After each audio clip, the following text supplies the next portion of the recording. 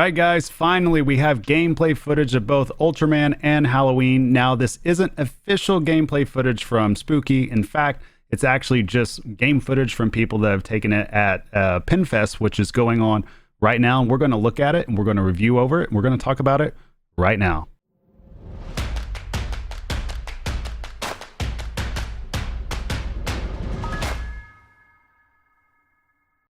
And once again, thank you guys so much for being here. I greatly do appreciate it. And if at any point during this video you're enjoying it, feel free to hit that like button or even dislike button. Either way, it helps the channel and I really do appreciate it. All right, without further ado, let's get on with the video. Now, of course, if you're scoring at home, this is Ultraman. And I've seen this video a couple of times already. And overall, I mean, the artwork looks cool. Everything about that looks fine, but I'm going to mainly just focus on the gameplay itself right now.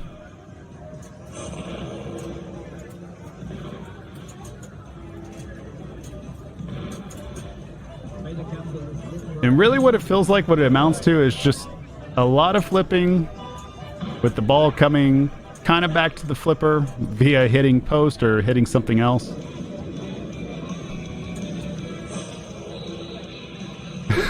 And that right there is the first part that I have an issue with. Alright, so we're back in the scoop again.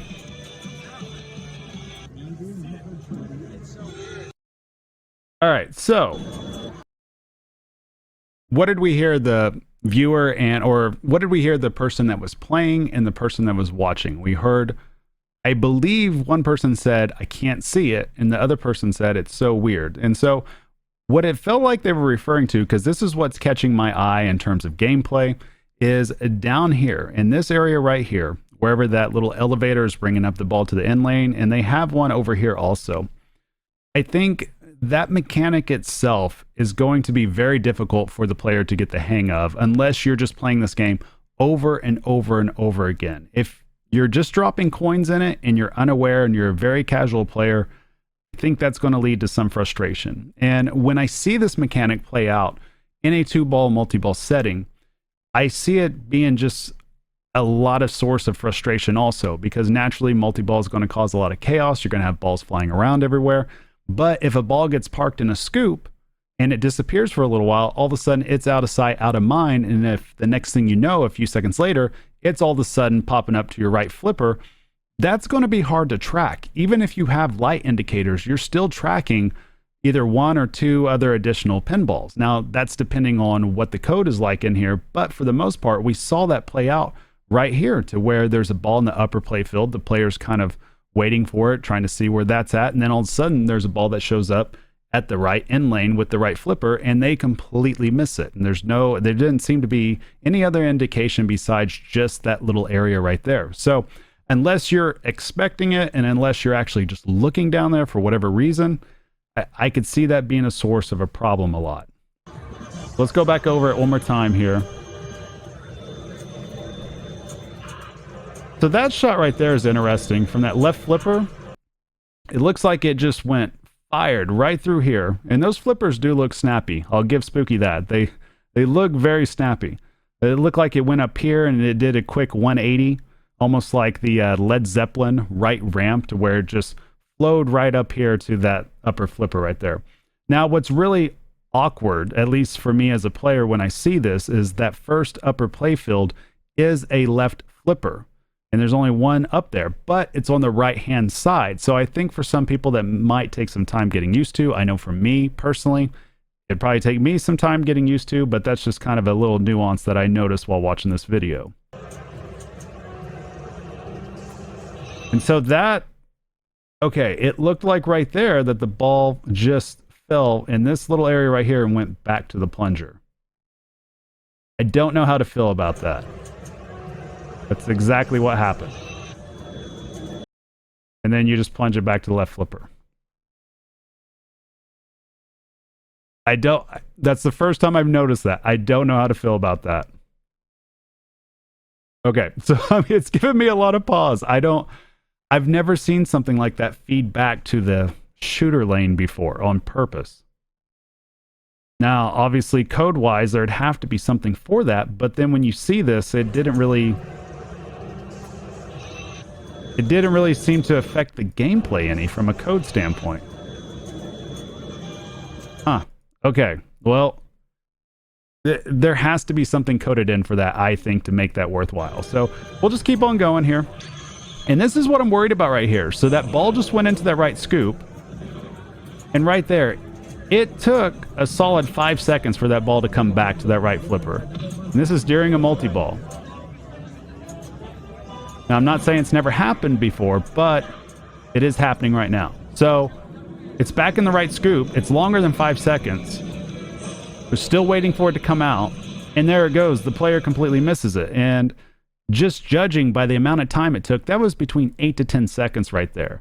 And that's the mechanic I'm talking about, that I'm worried about, that you just suddenly lose a ball in one of those scoops, and it's bound to happen in a multi-ball because there's 4 scoops down below if you count 1, 2, 3, 4 that I'm aware of. And if you lose track of a ball that quickly, and all of a sudden it's just gone, and there's no visual in terms of seeing where the ball's going to end up, I think that's going to lead to a lot of frustration. And for me, personally, I don't know. I guess, I just don't like that mechanic. And I really wonder, when I'm watching this, I just really wonder how the players will feel about that. And again, credit to BP for putting this up on YouTube, which is this video right here. And just like we saw right there, you can't even trap up. You're forced to go ahead and hit it away. So I guess maybe that's where they're getting the idea of flow at. When I look at this pin, I'm not necessarily seeing flow here. Now, obviously, all pins have some sort of flow to get the ball back to the flipper, but objectively speaking, when we talk about a pin that has flow, I'm just not seeing it here. And I don't necessarily consider going into a scoop and going through a subway to return back to a flipper as a flow-based pin. But evidently, I'm assuming that if people are claiming that this has flow, because Spooky themselves said that this has flow like the Mississippi River, and we just watched a full 50-second clip, and I can't say that this game has flow. I guess if somebody defines it as basically coming back to the flipper via a subway, then I guess you got me. I guess it has flow, but I don't know. I still don't know how to feel about that. Now we're going to go over to, I believe this is Malfunction's YouTube page. Good name, by the way. And we're going to see Halloween here real quick. That's it. Game over. Is there no, and all I want to do is just hear it. Let's see. They should play it here in a few. That guy sounds pretty good. Okay, so that's pretty cool. I don't know why they just didn't use the audio from the movie. All right, let's just skip forward here a little bit. I've seen this video a couple of times now. You didn't do 2-player? Oh. Okay, that's another example right there. Ball just disappearing. And again, people will probably get used to that the more that they play with it, but I don't know. Another thing, whenever I watch this, the one thing that is really standing out to me. The orange lights. Let me kind of get back over here. This part really stands out to me. I'm not liking the lights along the upper play fields. Now, again, this seems like it's coming off really critical. To say some positive things about this pin, I do like the artwork. I do like that it has a lot of toys in it, a lot of mechanics in it in terms of trying to draw you into the world. I do like the jack-o'-lanterns on the speakers. The animations can't really tell from here, but that back box, it looks pretty dope. The translight looks excellent. Artwork, again, looks excellent. The whole vibe of it feels pretty cool. But when I look at those lights that are on the upper playfield, that's what I notice the most.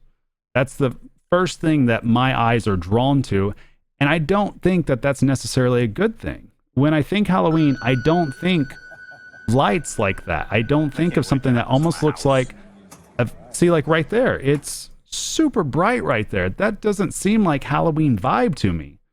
And it just, I don't know, it almost feels like Vegas show lights instead of a horror-based theme pin, but I don't know. I mean, maybe we could say it's the atmosphere and all that, but again, I'm just looking at what's underneath that glass right now.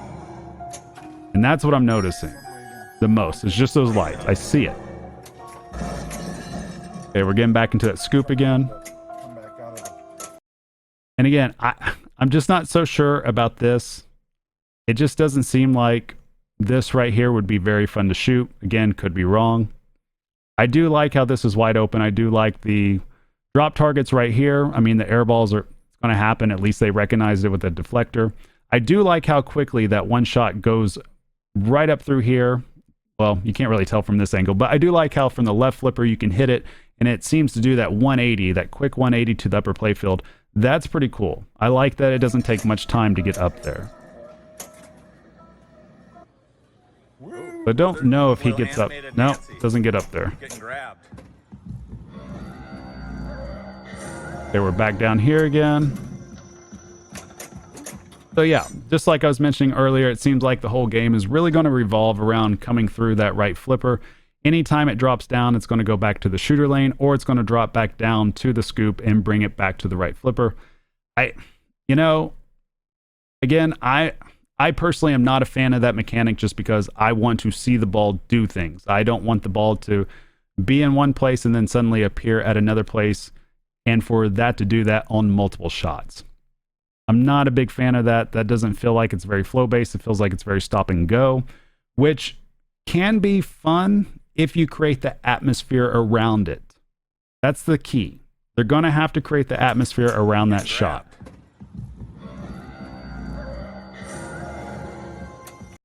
And right now, seeing that doesn't feel like the atmosphere is created around that shot. I don't know.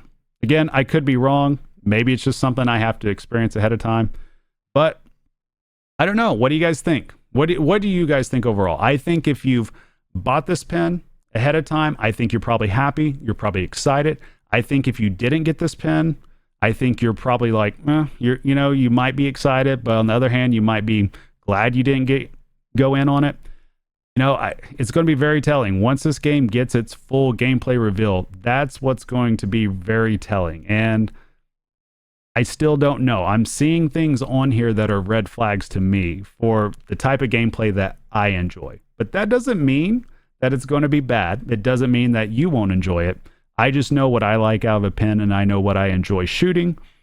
And I don't think I'm seeing it here with these first videos coming out. But opinion could change once I get a hold of one, but we'll see. But other than that, that's all I got. Thank you guys for watching. I'll see you guys on the next one.